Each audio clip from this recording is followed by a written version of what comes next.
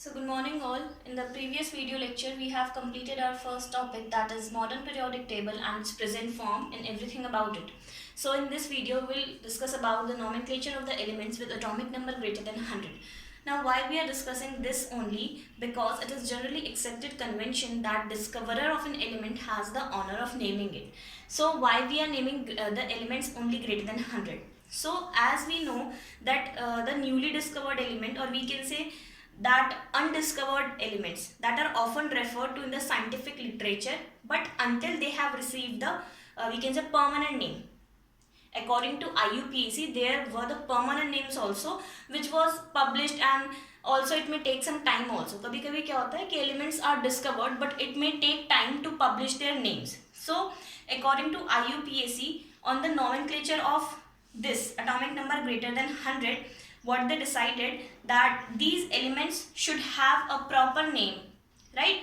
अगर इनकी डिस्कवरी हुई है चाहे डिस्कवरी नहीं हुई है, these elements should be named properly. So that's why we are discussing the elements only greater than 100. Now what are the rules for this? So first is the name is derived directly from the atomic number of element.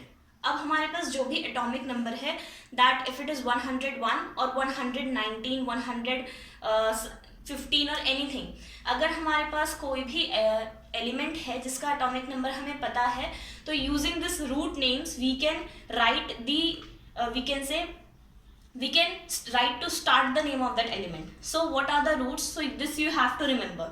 So for digits, this 0 to 9, the roots are this. For 0 this is nil, 1 un, 2 bi, 3 tri, 4 quad, 5 pent, 6 hex, 7 sept, 8 oct and 9 n, right? And these are abbreviated as the this first letter of their word, that is N U B T Q P H S O E. So these are the abbreviation are according to the first letter of their names, right? Now what is the second rule here? So according to second rule, the numerical roots corresponding to the atomic number. Numerical roots means we are talking about this. So corresponding to atomic number, that means for which atomic number we are using, put together and em is added as suffix. So अगर हमें एक 101 का लिखना है suppose, so what we have to do, we have to write all these 101 together. यानी कि जितने हमारे पास numbers है, we have to use root names for this and we have to add those. Suppose I am talking about 101, so that is 1 is un, 0 is nil, then again 1 is un. Right, so what I have did, 1, 0 and 1, I have added all the three words here. Now after that what we have to do, we have to add em as the suffix. That means un, nil, un, em. This. So this is the way to write the atomic number of a element. That जो भी हमको atomic number दिया है, what we have to do, that we have to add all the numbers of that numerical roots and then add a suffix, that is em there, right? Now the third rule is the final n of enn. That means this 9 के लिए what we use enn. So the final n means this n. So the final n of enn is omitted when it is written before nil.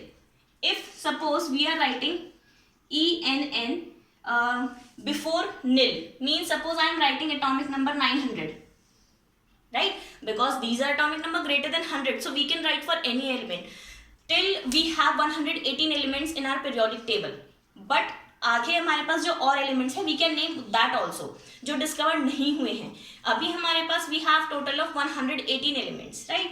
So if we are talking about 900 element, that write the IUPAC name according to this. So how we'll write that? For 9 we will use enn, then for 0 we will use nil, right? So what is supposed here, what is proposed here, that the final n of this enn is omitted, but when it is written before nil, whenever we write nil here, so what we have to do, we have to omit this n and now it will become nl, right? So we have to omit the n of this ENN, right? So that's how we write ENN plus nil is equals to NL, right?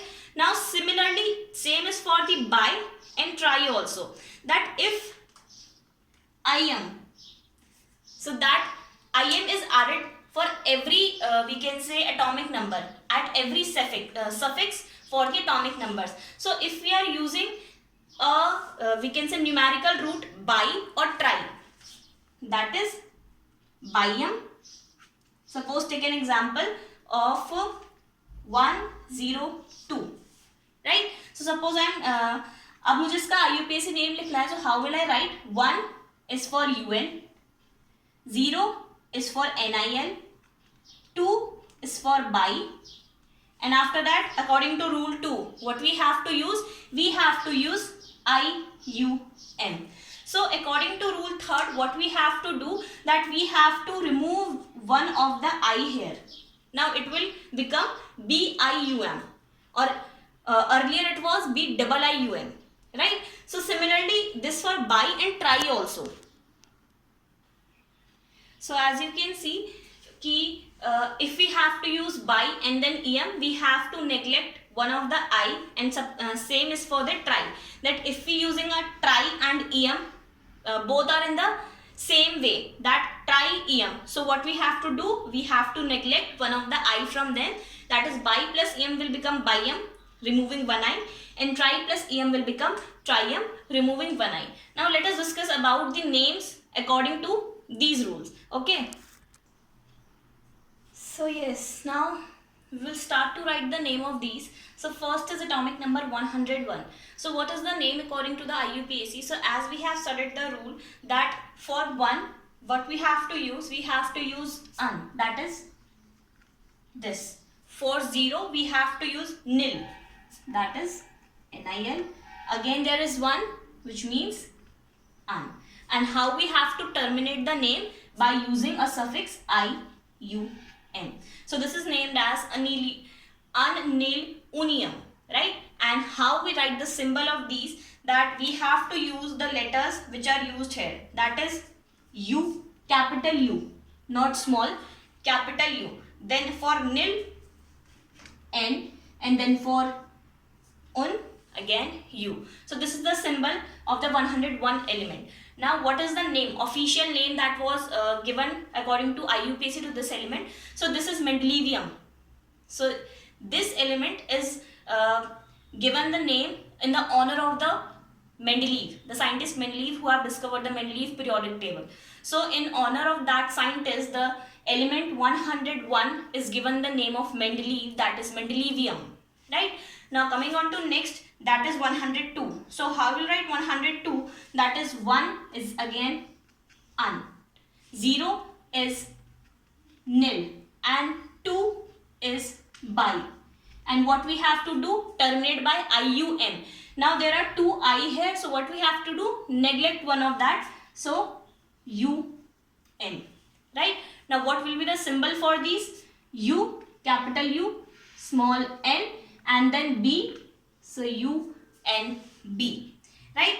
Now moving on to 103. So how we'll write this? So again 1 is for un, 0 nil, 3 tri, and again terminate by IUM. So one I is neglected as this is tri, and symbol will be U, capital U, small n, small t, right? So this you will write now by yourself. I will give you a picture of this table, and this you have to write in your copy. Now this is the manner that how we write, but for that you have to remember the names of this 104, 105. So it will become un-nil quadium, right?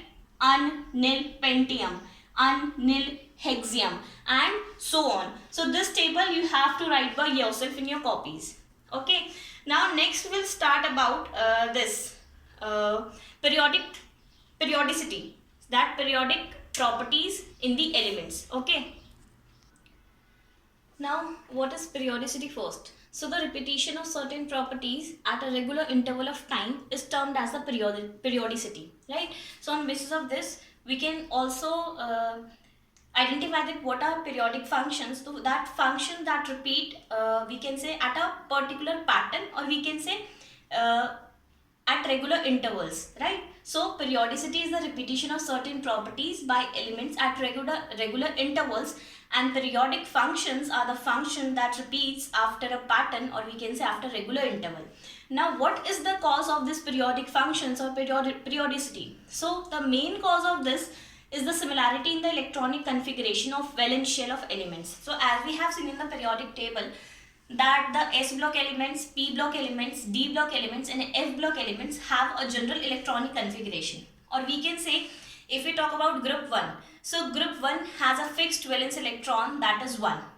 If we are talking about group 2, so group 2 has a fixed valence electron, that is 2. So due to the similarity in the electronic configuration of the valence shell, right? So this periodicity is observed. Now first, the periodic function which we'll discuss is that the atomic number. So firstly we'll discuss about atomic number. Now as we all know that atomic number, which you have studied in class 9th or 10th, is that the distance from the nucleus to the outermost shell of the atom. This you have studied in class 9th and 10th. But as you have studied in the previous chapter, that atomic radius. So what is atomic radius there? As we have studied that electron is a wave particle, right? So electron revolves like a wave. So now the definition you have studied in 9th and 10th is somewhere limited, right? Now as you all know that the size of the atom is a very important property because of the many physical and chemical properties are related to this atomic radius. So now we'll study about the atomic radius. Now as you all know that atom is assumed to be spherical in shape. So how do we identify that how big the atom is? So by identifying the radius of the sphere, and that is termed as atomic size, right? This definition we have studied, that if we measure the distance from the nucleus to the outermost shell of this, suppose the electron is in outermost shell. So if we measure the distance from nucleus up to the outermost shell, that is termed as radius. So this you have studied. But in class 11th, in chapter 2, structure of atom, what you have found new, that electron revolves around the nucleus in the form of wave, like this, right? So now how will you identify the radius of the sphere? Which distance you will take? This. So which distance you will take? So as this is very difficult to identify, if the electron is a wave, that what will be the atomic radius of the atom? So now what it is concluded, that atomic radius is classified into two. That is, one is covalent radius and other is metallic radius. Now why these are classified?